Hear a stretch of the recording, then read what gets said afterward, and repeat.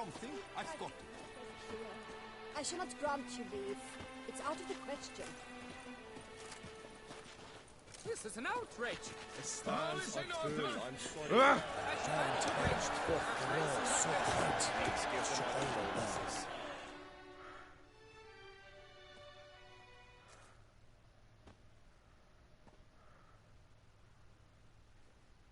Need to speak to the Duchess, urgently. All right, you scamps. Story's done. Go find your parents. But the Palmerine, what about the story of Rittik and the dragon? They're tales for another time. But take a good look at the man who stands before you now. This is Geralt of Rivia, the master witcher who lent his valiant hand to the defeat of the giant Goliath. Master Witcher, is it true virtue always trumps villainy?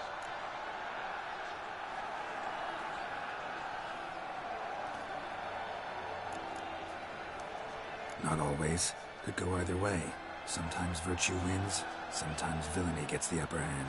Still worth being good. But why? If it doesn't mean you'll win. Palmerin's story. Think back. A decent man attracts other good folk, makes friends he can count on. A rogue? Well, he can only count on other rogues. And who would you rather have for a friend? A man of virtue? I must agree. Now, that will do for questions. Go find your parents. Her Knight and Highness has doubtless arrived at the tourney grounds to watch the battle in the arena. If we hurry, we'll be in time to speak with her before the spectacle begins. Lead the way.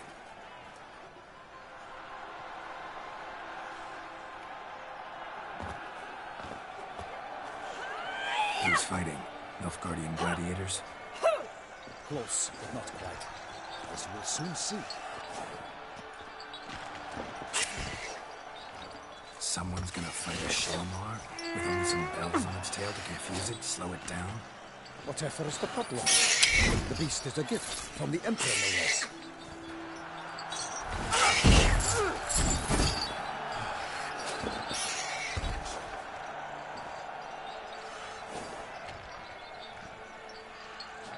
This is dangerous.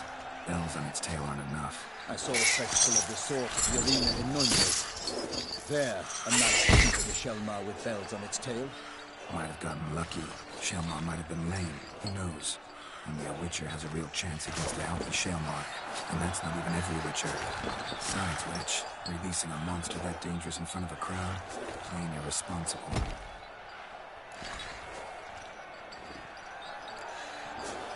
Who's going to fight the beast? Guillaume, the young man you met. Yeah. Mentioned he'd promised his heart's captor a monster trophy. Great love demands great sacrifices. Let's go.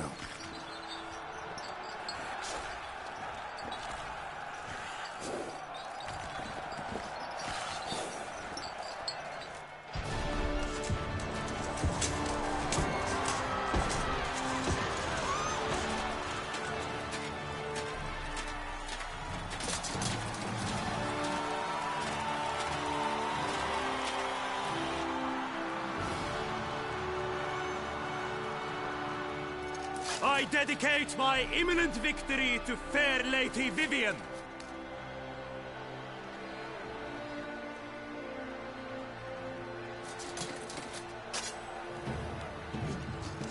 It's begun. The fight shall have to end first. We must wait.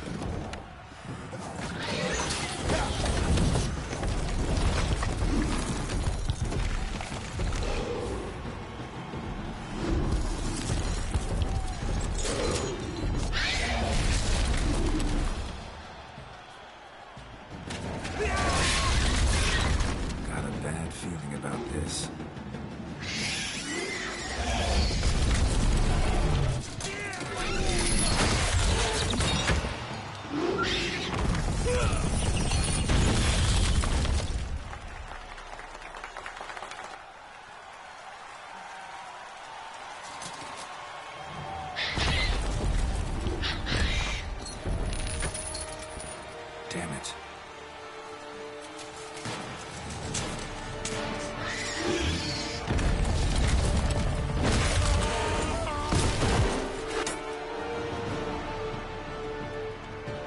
We have to help him.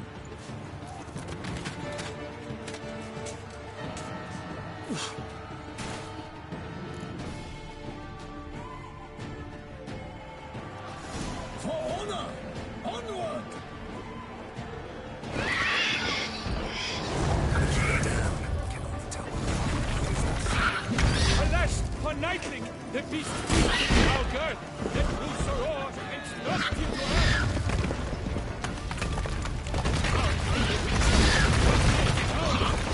I fight to the beast. Its plans confound.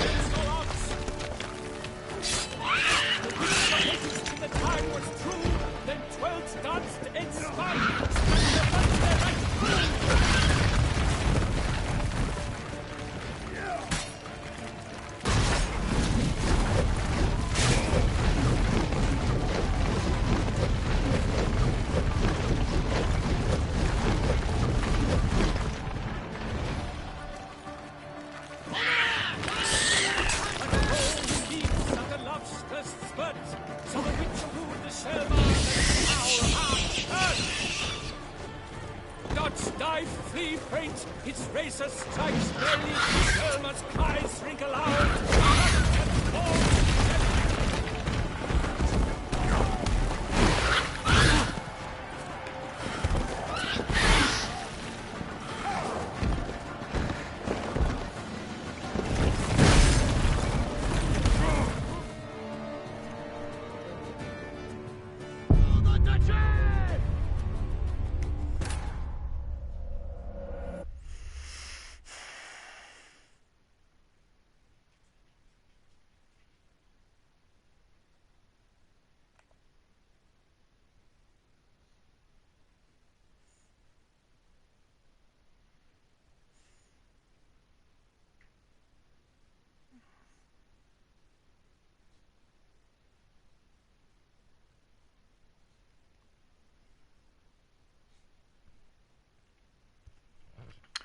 Just trying to hurry up, keep that dude from dying. Did not work. I can't remember how to lock on. Thought it was R3.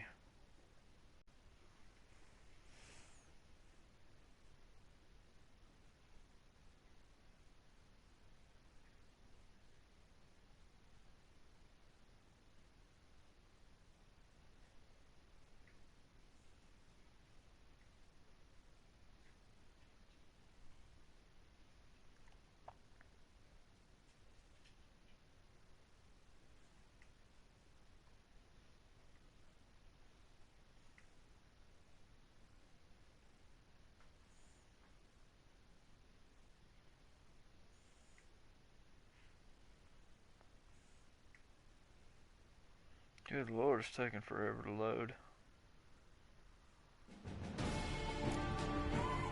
For honor! Onward! Gotta keep it down. Alas, for Nightling, Really? Freaking A, come on.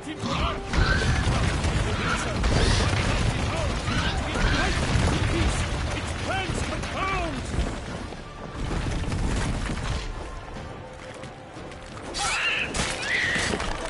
The beast has been weighed by the gods. Soon the Witcher shall triumph against all odds.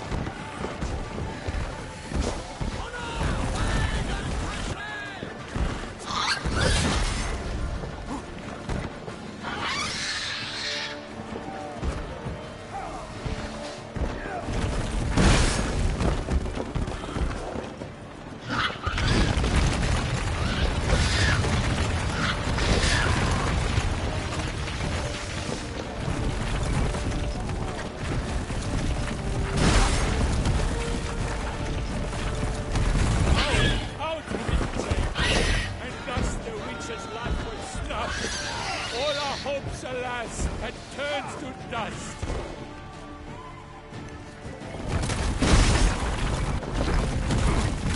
Break up the ocean and set fire to the wood.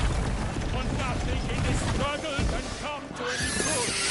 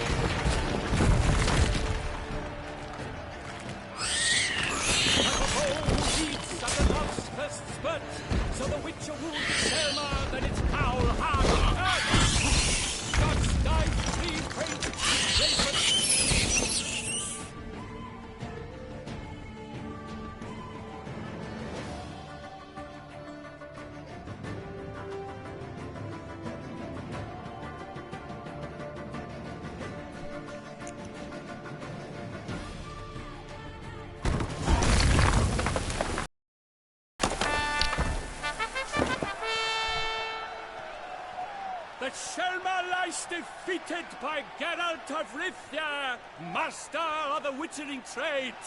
Behold, as the last gasps of life seep from the beast.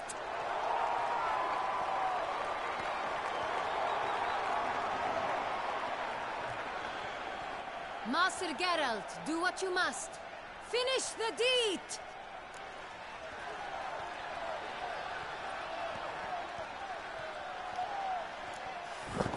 It's suffered enough.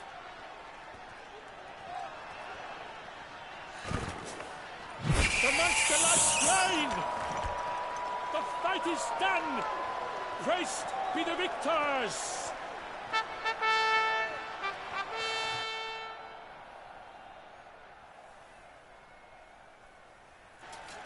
Forgive me. I am not as nimble as in my younger years. You fought bravely. Thanks for your help.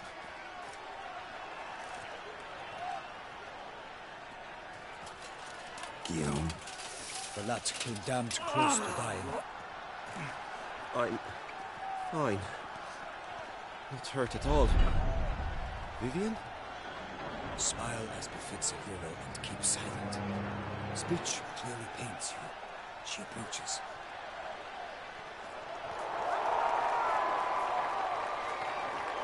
Geralt. We must talk. Vivian. You shall talk later, in the medic's tent. Geralt, magnificent, breathtaking. Your Grace. We knew that to summon you was a brilliant idea. We are delighted, ravished to have struck upon it. And I'm truly honored. See to our young hero. Hop, hop. For we must make off with Geralt. We should talk. We had been long awaiting your arrival. Had nearly lost hope. Then suddenly, that entrance, so spectacular.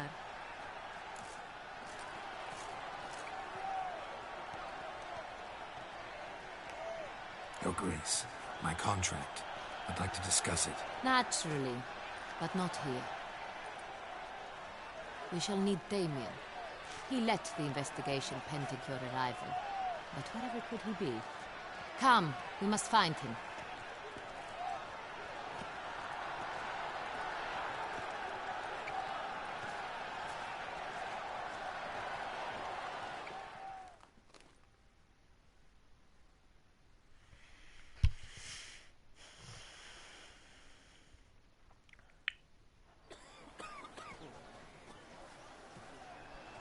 Tell us, have you come alone? Or did Viscount Julian accompany you? Wish to see Dandelion, Your Grace? Yes. I mean, no. Yes, but solely to tell him we regret, yes, deeply regret rescinding the death sentence we so justly handed down upon him. If we could turn back time, we would make certain he sat in a tower till he rotted. No, we would ensure he was broken on the wheel, then drawn, hanged, and quartered.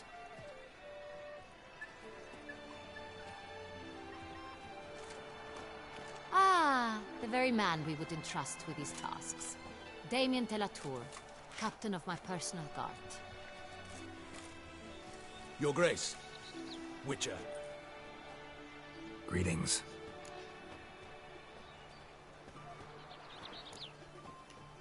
Sorry to have to tell you, but the guardsman handling the last victim's body... I know already. The creature in the cellar of Corvo Bianco. Was it the beast? No. A Bruxa, a kind of vampire. Not the beast, but tied to it in some way. You know this how? Through careful analysis of the evidence, both on the riverbank and at Corvo Bianco. Do you mean to insinuate the investigation thus far has been sloppy? Geralt insinuates nothing of the sort. We must listen to him attentively. I examined the body of the beast's last victim. Might have found something. Need to analyze it. A quiet place, that's what I could use most right now.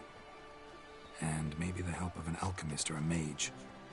Also like to hear all you know about the previous victims. Take it Sir de la Tour is my man for that. Firstly, call me Damien, please. Secondly, you should know I spoke against summoning you here. I've heard much about you.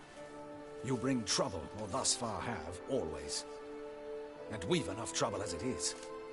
Yet we are capable of defeating the beast on our own, without an outsider's help. I've no doubt about it. Damien, we settled the matter of the Witcher's employ some time past. Definitively. Since you have broached it nonetheless, let us discuss Geralt's pay. Are the legends true? Do Witchers usually demand that which you find at home, yet did not expect? Not quite, Your Grace. Law of surprise, it's something we invoke at times, but rarely. Usually we just take gold. Disappointing. This law sounds rather romantic. On the other hand, on returning to the palace, we would likely find impatient petitioners or a set of sample fabrics for a new dress. Poor rewards, both. I fear you'd not have much use for any of the surprises we are likely to come upon. Thus, we've decided you shall receive the deed to a vineyard, Corvo Bianco, and a sum of coin. You will doubtless consider this adequate. Title to the vineyard shall be given to you at once. Surely you'll need lodgings while you hunt. The coin, however, will be yours only once you have slain the beast. Lovely, generous gesture, Your Grace. Corvo Bianco. Isn't it the Duchy's temporary morgue? Is it now? The Chancellery's bungled things again, we fear. Not to be left unsupervised for one instant. Yet, in its mood, a morgue should present minimal problems to a Witcher. What's more, nothing enhances a wine's reputation better than a grim legend. Thank you, Your Grace. I accept the contract, of course. But as I said before, I'll need some information.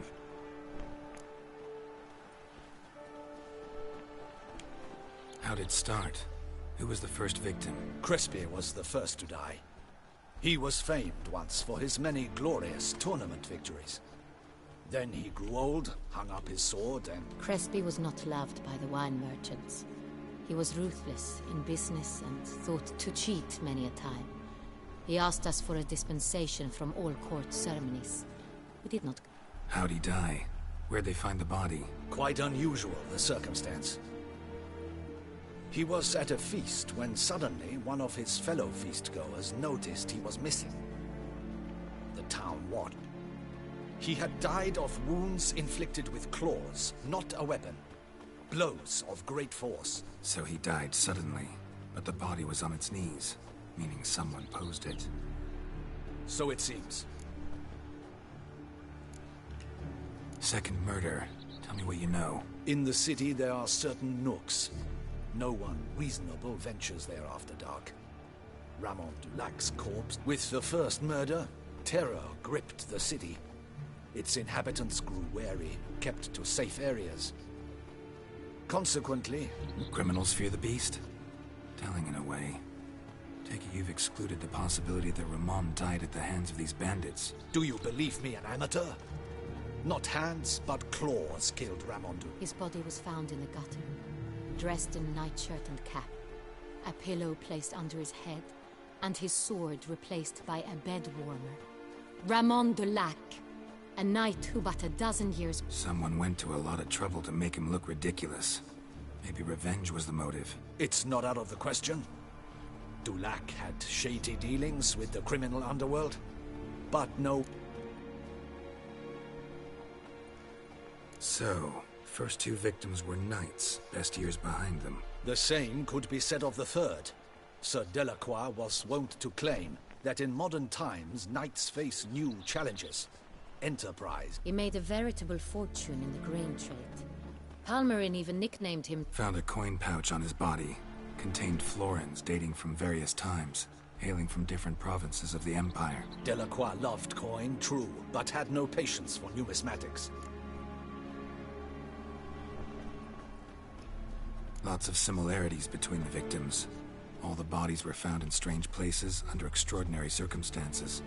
Seems the murderer, whoever or whatever it is, has some meaning to convey. These were honorable men.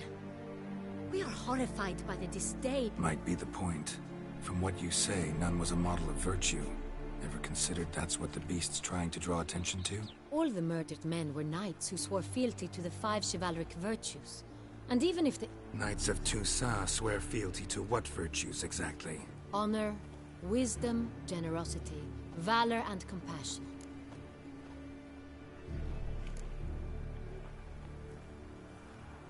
Five virtues. Why are they so important to your knights? Strange question. Your Grace, forgive me. I'm a foreigner trying to understand another land's customs. You are forgiven.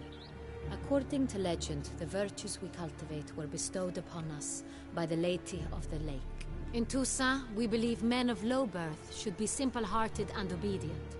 We expect much more, however, of our knights.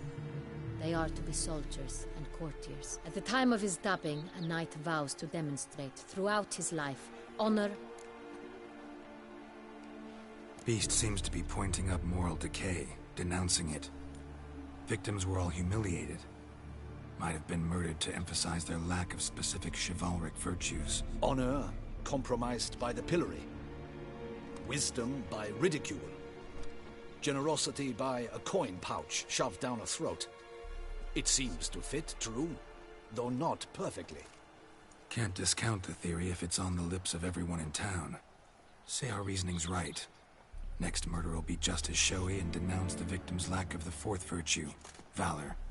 We can also assume that victim will be an elder knight. Let's think. At the moment, all the knights are either at the tourney grounds or in the palace gardens. Our annual hare hunt shall begin there shortly. Have you heard of the custom? Milton mentioned something.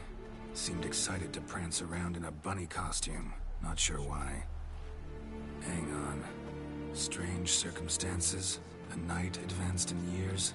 The famed cowardice of rabbits. Could it be that simple? Is Milton de Peyrac-Peyren the next victim? Milton also knew Delacroix. Told me so down by the river. Damien! To miss something so obvious.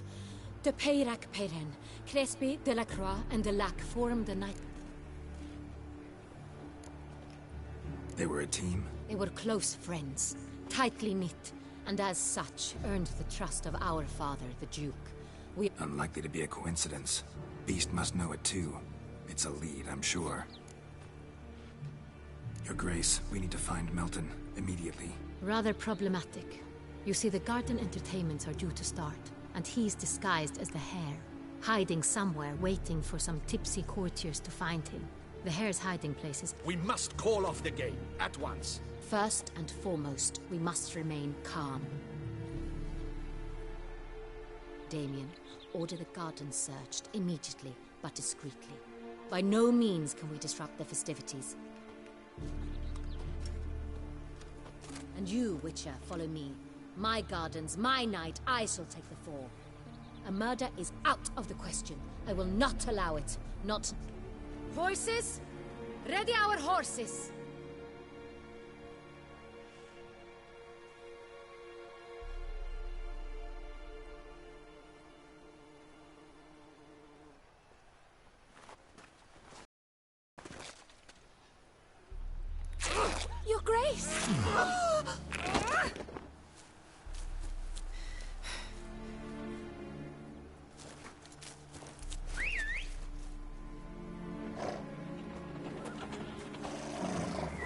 hell? Why, I should... Your Highness, I... Mind it doesn't get wrinkled. All right!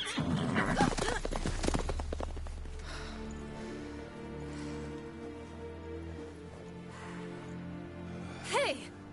That is silk! Be careful! Give it to me!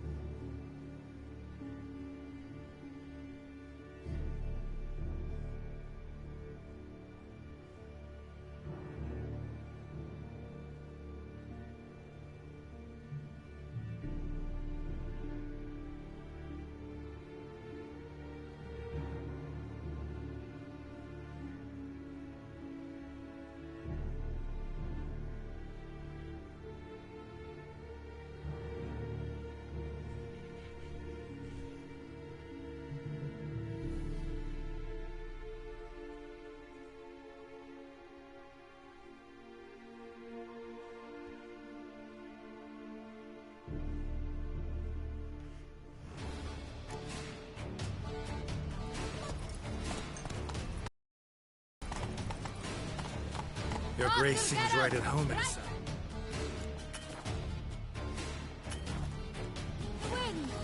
Go, go.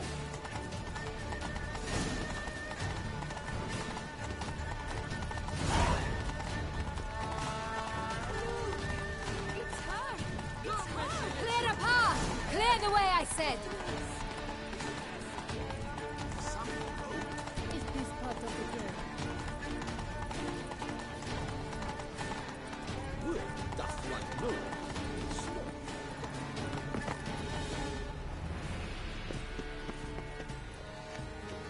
It's here! Just round the corner! Hurry. We must go to where the game is being held. The participants must find a unicorn's horn, a golden fish, and a phoenix egg. With these in hand, they can deduce where the hare, Milton, hides. Mean we need to find those things too? We've no other option. But time is of the essence, so we shall have to break the rules.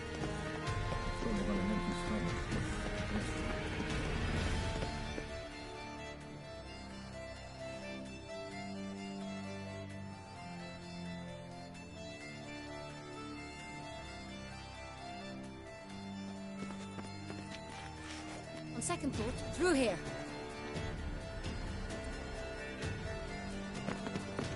I shall show you where the hunt plays out.